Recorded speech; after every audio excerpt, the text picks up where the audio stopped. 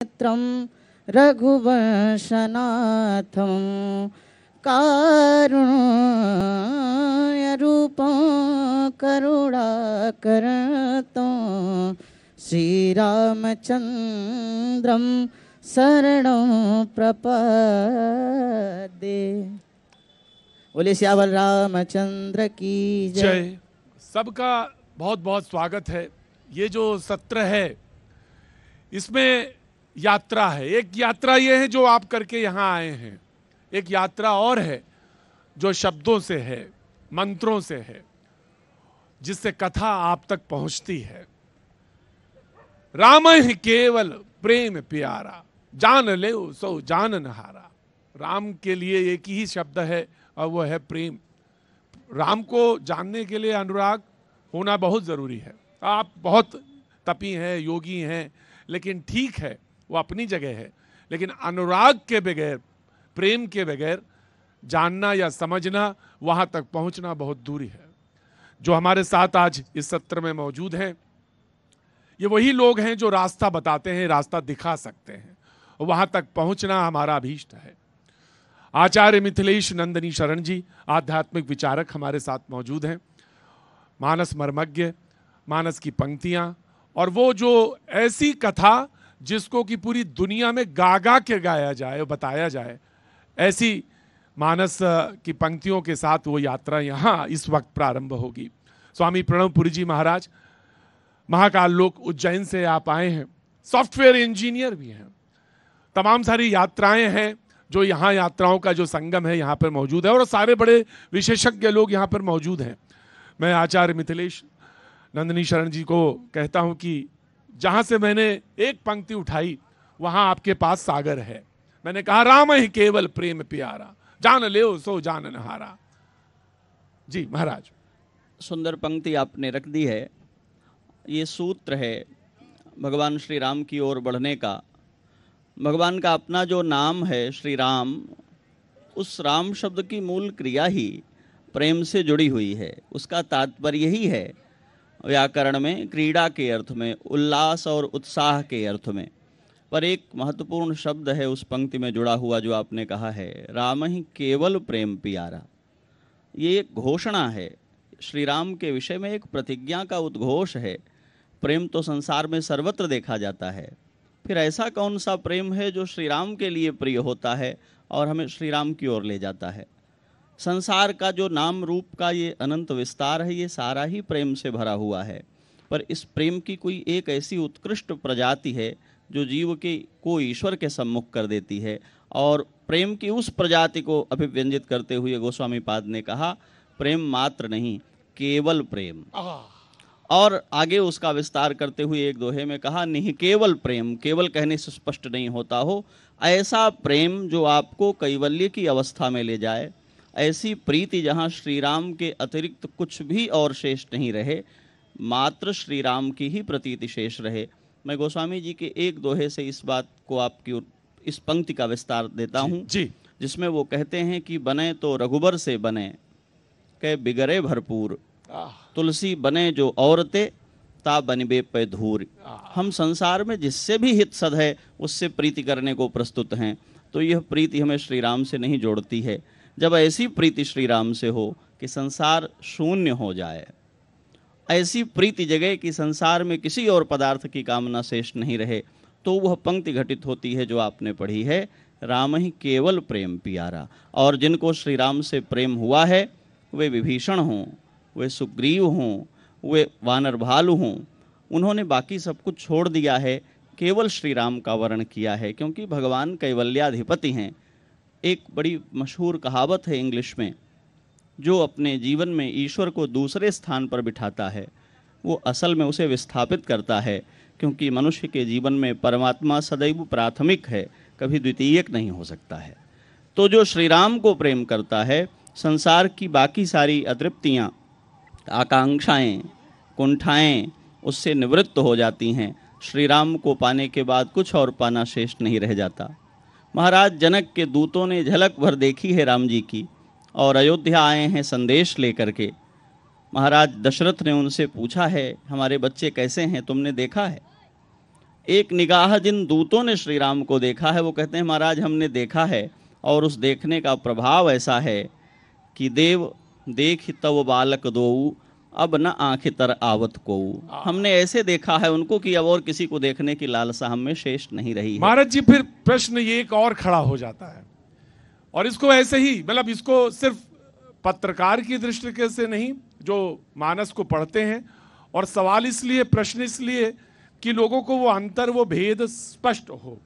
तो शूर्पणखा ने भी तो राम को देखा, बहुत अच्छी बात है, वो भी तो प्रेम ही था। उन्होंने कहा कि मैं आपको पाना, उन्होंने कहा कि मैं तो पाना चाहती हूं, तुम पुरुष न मम सब नारी, तो तुमसे जैसा ना तो कोई पुरुष है और ना मेरी जैसी नारी, तो प्रेम तो वहां भी है, तो फिर वह भेद कैसा है? यही पंक्ति है जिसके रहस्य में आपको जाना है।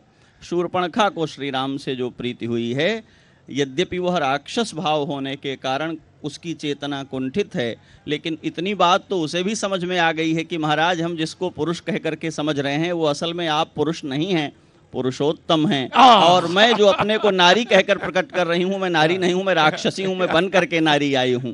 तो हम दोनों में क्या समता है? कहा जैसे आप पुरुष नहीं हैं पर अपनी कृपा के वशीभूत पुरुष बन करके विचरण कर रहे हैं, माया मनुष्यो हरि कहा गया है ना। ऐसे वो कहती है कि मैं भी नारी नहीं हूं, मैं नारी बन करके यहाँ माया से विचरण कर रही हूं। आपने भी माया को अधिग्रहित करके उसके बल पर पुरुष का वेश धारण किया, मैंने भी माया का ही उपयोग करके स्त्री का वेश धारण कर लिया है, तो मैं आपकी कृपा की पात्र हूं। लेकिन शूर्पणखा का प्रेम में एक पंक्ति में आपको महर्षि वाल्मीकि की ओर ले जाऊंगा, क्योंकि गोस्वामी जी महाराज बिना उनके प्रसाद के अपने अर्थों को व्यक्त नहीं करते। केवल मानस न देखें, शूर्पणखा को देखें कि श्री राम के सामने आकर प्रणय निवेदन करके, अपराध करके, जानकी जी पर हिंसा की चेष्टा करके, नाक कान कटवा करके जब रावण के सम्मुख पहुंचती है तो एक स्त्री किसी पुरुष के द्वारा विरूपित की गई है, तो कह सकती थी कि ये असभ्य हैं, ये दुराचारी हैं, इन्होंने कुचेष्टा की है, इन्होंने मेरे साथ अत्याचार किया है। पर आप देखिए भला कि शूर्पणखा परिचय क्या देती है। तरुणो रूप संपन्नो सुकुमारो, वे दोनों किशोर बड़े सुकुमार हैं जिन्होंने हमारी नाक कान काट लिए हैं। कौन मानेगा ये कि जिसके हाथों नाक कटा के आए उसको सुकुमार कहें। और महाबलो पुंडरीक विशालाक्षो, कमल नेत्र हैं, चीर कृष्णा जिनाम्बरो, पुरुष के द्वारा अत्याचार सह करके आई हुई स्त्री कह सकती थी कि उनके भीतर कोई चारित्रिक दोष है, पर वो कहती है फलमूलाशिनौ दांतौ तापसौ ब्रह्मचारिणौ, फल मूल खाने वाले, मन और इंद्रियों पर नियंत्रण रखने वाले, वो दोनों ब्रह्मचारी हैं। ये शूर्पणखा प्रथम दृष्टि में श्री राम को देख करके समझ गई है, उनको ये बिना प्रेम के समझ में आने वाला नहीं है। प्रणव जी, बहुत सुंदर आपने चर्चा प्रारंभ की। राम ही केवल प्रेम प्यारा। प्रसंग आता है भैया कि जब प्रभु श्री राम राज्याभिषेक करके और अयोध्या जी में आ गए तो माता कौशल्या ने यह विचार किया कि मेरा पुत्र 14 वर्ष बाहर रहा है, और एक माता जैसे अपने पुत्र को हाथों से अपने खिलाने की इच्छा होती है। जब हॉस्टल भी पुत्र जाता है तो टिफिन बना के भेजती है, कुछ नमकीन भेजती है, तो माता कौशल्या को लगा कि आज श्री राम को मैं अपने हाथों से भोजन कराऊंगी, और उन्होंने भोजन कराया। और कराने के बाद पूछा, इसको थोड़ा तेज कर दीजिएगा भैया माइक अगर कहीं हो ना, साउंड थोड़ा साउंड इसको थोड़ा सा तेज कर दीजिएगा, साउंड थोड़ा सा आगे बढ़। तो कराने के बाद पूछा कि श्री राम आपको ये कैसा लगा? तो श्री राम ने कहा कि मैया बड़ा स्वादिष्ट भोजन लगा, लेकिन वो बात नहीं लगी। तो अब माता अरुंधति को ये बात मालूम पड़ी, गुरु ग्रह गए पढ़न रघुराई, अलप काल विद्या सब आई। तो माता अरुंधति ने सोचा कि गुरुकुल में रह के श्री राम ने मेरे हाथों का कोई व्यंजन ऐसा कर लिया होगा जो उनको अच्छा लगा। तो माता ने भोजन कराया, गुरु माता ने, राम कैसा लगा? माता बड़ा स्वादिष्ट है, किंतु वो बात नहीं है। अब तो हल्ला हो गया, मिथिला नगरी तक बात चली गई, और जनकपुरी में बहुत दिवस हुई ही पहुनाई, बहुत समय तक बारात रुकी थी। तो जनक जी ने उसी प्रकार से सारे रसोइयों को बुलाया, और बुलाने के बाद वही व्यंजन फिर से बना के पूछा श्री राम कैसा लगा? पिताजी बड़ा स्वादिष्ट है, लेकिन वो बात नहीं आई। अब तो पूरे देश में ये चर्चा का विषय बन गया कि ऐसा कौन सा स्वादिष्ट भोजन भगवान ने कर लिया जो कह रहे हैं वो बात नहीं। तो इसकी पुष्टि गोस्वामी तुलसीदास जी महाराज ने विनय पत्रिका में कहते हैं कि घर गुरु ग्रह प्रिय सदन सासुरे, भाई जब जहां पहुनाई, जहां जहां आतिथ्य सत्कार हुआ, कैसा लगा भोजन, केवल एक ही बात, ताह तब कह सबरी के फलन की रुचि माधुरी न पाई, जानत प्रीति रीति रघुराई। भगवान प्रेम की रीति को समझते हैं। एक और पद इसमें गोस्वामी जी लिखते हैं, वशिष्ठ जी महाराज श्री राम के उस स्वरूप का वर्णन कर रहे हैं, ब्रह्म स्वरूप का, कि सहज स्वरूप कथा मुनि भरनत। तो भगवान ने अपना माथा झुका लिया और नीचे देखने लग गए, अच्छा नहीं लग रहा उनको, सकुची रहे सिरुनाई। तो प्रभु क्या सुनना चाहते हो? कहते हैं गुरुदेव वही मेरी मित्रता, मेरे प्रेम की कथा सुना दीजिए। केवट मीत कहे सुख मानत, बानर बंधु बड़ाई, जानत प्रीति रीति रघुराई। तो भगवान को तो केवल प्रेम पसंद है, जैसा आपने राम ही केवल प्रेम प्यारा, प्रसंग रामचरितमानस का ही आता है, जो चौपाई आपने कही उसी पे मैं चर्चा करूंगा। आगे आगे उसका वर्णन है, मैं प्रसंग बस सिर्फ छेड़ता हूँ। सरयू के तट पे बैठा हूँ तो वो प्रसंग भी आता है जब केवट है, और वो केवट है वो भी प्रेम है, और लेकिन वो प्रेम में मांगता है उनसे, कहते मुझे तो दे के जाए। तो ये कैसा प्रेम है फिर कि प्रेम में मांग ले कोई? प्रेम में तो दिया ही जाता है, फिर ये कैसा है कि वो प्रेम में मांग रहा है प्रभु से? बहुत बहुत प्यारा प्रसंग आपने रखा है, लेकिन इसको करेक्ट करने की जरूरत है जी। केवट वो नहीं है जिसने मांगा है, केवट वो है जिसने दिया हुआ भी लौटा दिया है कि महाराज मैं तो पहले ही तृप्त हूँ। प्रेम की क्रिया क्या है हमें ये समझना होगा। जो प्रभाव से उत्पन्न होता है वो आकर्षण है, वो भूख है, वो जरूरत और आपूर्ति है। जो स्वभाव से उत्पन्न होता है वो प्रेम है। वाह, ये हमें इसका अंतर पहचानना होगा। और भगवान श्री राम के सम्मुख पड़ने के बाद केवट के भीतर प्रीति जगी है, इसलिए उसने मजदूरी नहीं मांगी है, कहा हमें आपके चरण पखारने हैं। और ये मांगना प्रेम का अधिकार है, ये लेने और देने जैसा विषय नहीं है, क्योंकि जिस समय वो ले रहा है उसी समय कुछ दे भी रहा है। और समझना ये होगा कि भक्ति शास्त्र के आचार्यों ने ये कहा है कि जो कुछ भी आदान करे वो प्रेम है ही नहीं, सतु प्रदान मात्रम। प्रेम का तात्पर्य है जो केवल देना ही देना जानता है, कभी उससे कुछ रिटर्न आएगा इसकी कल्पना भी उसके भीतर नहीं होती। तो केवट ने कुछ नहीं मांगा, चरण पखारे। और मैं रहस्य की एक बात कहकर ये प्रसंग छोड़ूंगा। जब पार उतर करके गए हैं तो प्रभु सकुचे, भगवान को संकोच है कि इसे कुछ देना चाहिए। केवट कहता है महाराज अभी भी आप हमारे हृदय का मर्म नहीं पहचान पाए। यदि मैं आपका प्रेमी ही हूं तो क्या लेना देना शेष रह गया है? कुछ नहीं चाहिए। और एक निर्धन केवट जिसने कहा था कि मेरे घर में पात भरी सहरी सकल सुत बारे बारे, घर में पत्तल भर मछली है, छोटे छोटे बच्चे हैं, कोई दूसरी आजीविका नहीं है, इसी नाव के सहारे परिवार पालता हूँ, वो कहता है मुझे मजदूरी नहीं चाहिए। लेने वाला अकेला, देने वाले तीन, बहुत कीन्ह प्रभु लखन सिय, नहीं कछु केवट ले। तो जब उसने कुछ नहीं लिया तो भगवान ने क्या दिया? विदा कीन्ह करुणा यतन भगति विमल बर देई। जो कुछ भी और चाहता है श्री रघुनंदन से, उसको वो सब कुछ कई गुना करके दे देते हैं और मुक्त कर देते हैं। और जो कहता है आपसे आपके अतिरिक्त कुछ नहीं चाहिए, उसको अपने आप को सौंप देते हैं। केवट को तो बिना मांगे भगवान ने भक्ति प्रदान कर दी है, प्रेम प्रदान कर दिया है, क्योंकि उनके राजकीय वैभव का एक कण भी उसने लेने से मना कर दिया। प्रेम वो जो तृप्त करता है, सारी भूख से, प्यास से और अभावों के बोध के बाहर निकाल देता है, वो प्रेम है। इसलिए श्री राम को प्रेम प्रिय है कि मनुष्य अपने अभावों की कुंठा के बाहर निकल आवे। और ये जब शिखर पे पहुंचता है तो हनुमान जी प्रकट होते हैं। वो राम और हनुमान का जो प्रेम है, वो जो उसके बीच में जो कोई है ही नहीं, कुछ है ही नहीं, तो वो जो प्रसंग है वो उसका एक और उदात्त उदाहरण है। बिल्कुल आपने सुंदर बात कही। जब हनुमान जी महाराज माता जानकी की खोज करके वापस आए, तो देखिए प्रेम का एक स्वरूप यह भी होता है कि आप अपने आदरणीय से प्रेम करते हैं, आदरणीय आपको वात्सल्य प्रदान करता है, किंतु वो मर्यादा बीच में रहनी चाहिए। कहीं हनुमान जी महाराज ने प्रभु के साथ उस मर्यादा को नहीं तोड़ा। प्रसंग आता है जब माता जानकी से बात करके हनुमान जी वापस प्रभु के पास जाने लग गए, तो हनुमान जी ने कहा माता ऐसा है कि जब मैं यहाँ आया था तो प्रभु से आपकी मुंदरी इस कारण लेकर आया था कि कहीं आपको संशय ना हो जाए कि मैं रावण का ही कोई मायावी बानर आदि हूँ। तो माता अब मैं वापस जा रहा हूँ, आप कोई ऐसी साथ में वस्तु दे दीजिए, कोई ऐसी बात बता दीजिए कि प्रभु भी ऐसा ना सोचे कि हनुमान जी यूं ही आ गए।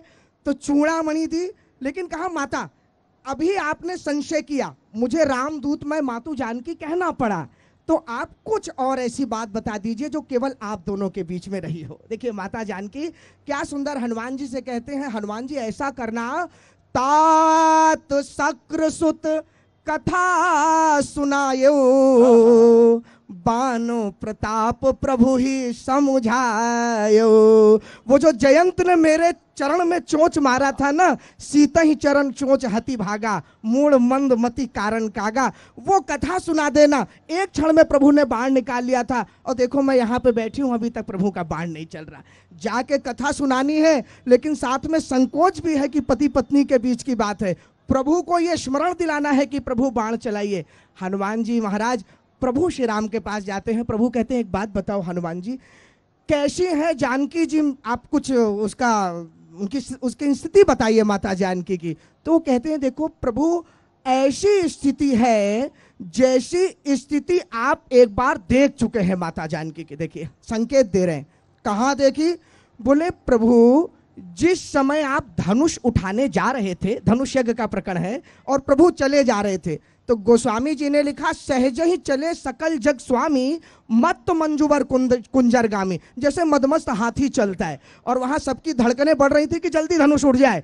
तो माता जानकी की क्या स्थिति थी? गोस्वामी जी लिखते हैं, विपुल बिकल बिलो की बय देही, निमिष बिहात कल्प समते ही। एक एक क्षण कल्प के समान निमिष निमिष जा रहा है। तो कहा प्रभु वही स्थिति आज भी है कि निमिष निमिष करुणा निधि, जाहि कल्प सम बीती, बेग चलिए प्रभुआनिया, रिपुदल खल बल जीती। एक छोटी सी चौपाई संकेत जो मर्यादा की हनुमान जी की। तो कहा हनुमान जी आप कहना क्या चाहते हैं? कहा माता जानकी ने आपको संदेश दिया है, नाथ जुगल लोचन भरी बारी, दोनों नेत्रों में आंसू भर के। तो हनुमान जी से प्रभु श्याम ने कहा अरे एक बात बताओ, सभी दोनों आंखों से रोते हैं, कौन है ऐसा जो एक आंख से रोता है? हनुमान जी का नहीं प्रभु, एक ऐसे सज्जन हैं जिनकी आपने एक आंख फोड़ दी है, याद करिए। वो अब एक नयन करी तजा भवानी, आप स्मरण करिए। तो बचन कहे कछु जनक कुमारी। तो संकोच और प्रेम साथ में जब होता है तो प्रेम की प्रगाढ़ता और बढ़ती है। प्रसंग तो इतने हैं जो भैया ने उठाया, लेकिन समय के सच ये है कि प्रेम का एक और उदात्त उदाहरण ये है कि कथा वही है, कहने वाले भी सब वही हैं, सुनने वाले भी सब वही हैं, लेकिन प्रेम देखिए सारे मर्मज्ञ के सामने बैठे हैं, सारे प्रसंग जानते हैं, लेकिन फिर भी सुनने के लिए आतुर हैं। यह भी एक प्रेम का उदाहरण है।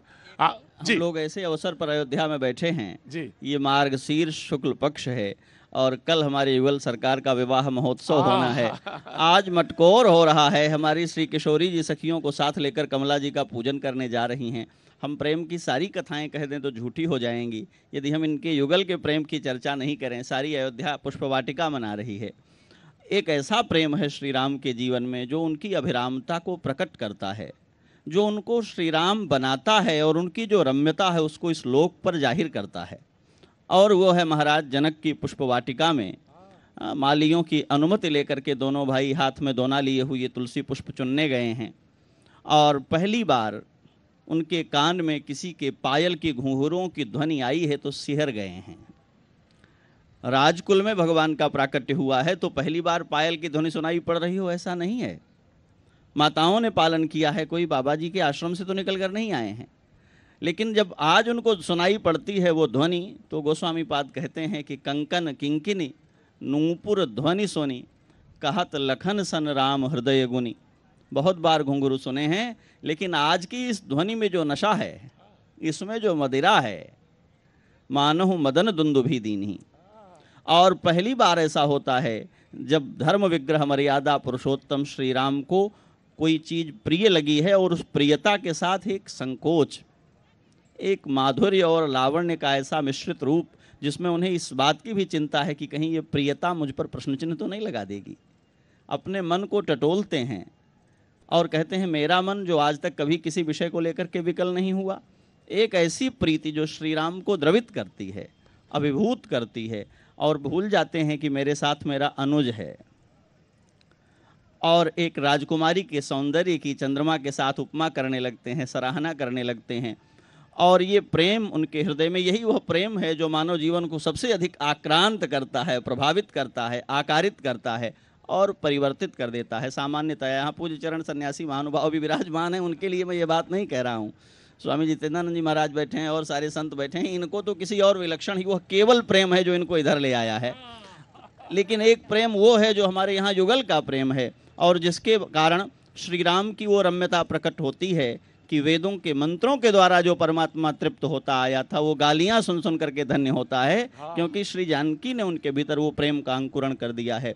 और उस प्रेम का अनुभव करने का परिणाम ये है, मैं ये बात जरूर जोड़ता हूँ, हम लोग कहते हैं ये प्रेमावतार हैं, वो प्रेमावतार हैं। भारतवर्ष में केवल श्री राम प्रेमावतार हैं, जिनके विषय में गोस्वामी जी ने दर्ज किया, व्यापक ब्रह्म निरंजन निर्गुण विगत विनोद, वो परमात्मा जो जगत का पिता है, सो अज प्रेम भगति बस कौशल्या की गोद। वो परमात्मा जो प्रेम के कारण जगत पिता होने पर भी पुत्र बनने को प्रस्तुत होता है। और इसके साथ जब अयोध्या से जाने लगते हैं तो गोप्रतार घाट साक्षी है। श्री राम कहते हैं, मैंने अयोध्या वासियों को अपने पीछे आंसू बहाते देखा है, और अपने प्रियजनों को अपना कर किसी को आंसू बहाते छोड़ जाए, उससे निष्ठुर दूसरा कोई हो नहीं सकता। अब तो मैं दिव्य धाम जाऊंगा तो इस सारी अयोध्या, आबाल वृद्ध नर नारी कीट पतंग पशु पक्षी सब मेरे साथ जाएंगे। ब्रह्मा हाथ जोड़कर खड़े हो गए हैं, महाराज ये विधान नहीं है, ऐसा कभी हुआ नहीं है। श्री राम ने कहा तो आज विधान बनेगा, आज वैकुंठ की पुनर्सृष्टि होगी और ये सारे लोग मेरे साथ जाएंगे। भगवान श्री राम ने मृत्युलोक में एक बार, न भूतो न भविष्यति, न उसके पहले कभी हुआ न उसके बाद कभी हुआ, सारी अयोध्या राजधानी के समस्त लोगों को अपने साथ ले गए। क्यों? ये मेरे प्यारे हैं और प्रियजनों को छोड़ जाना पीछे ठीक नहीं है। भगवान की तो सारी लीला प्रेम से प्रारंभ होकर और प्रेम पर जाकर ही परिपूर्ण होती है। बहुत बहुत धन्यवाद, बहुत बहुत धन्यवाद। बहुत धन्यवाद आप दोनों का। श्री राम से जुड़े हुए हर प्रेम स्वरूप को बहुत ही खूबसूरती से आपने सबको समझाया। हमारा अनुरोध है कृपया मंच पर बने रहे, क्योंकि न्यूज़ 18 आपको सम्मानित करना चाहता है, और उसके लिए मैं स्टेज पर इनवाइट करना चाहूंगी editor News 18 India and Hindi digital Jyoti Kamal ji को। कृपया वो मंच पर आएं और हमारे मेहमानों का धन्यवाद करें।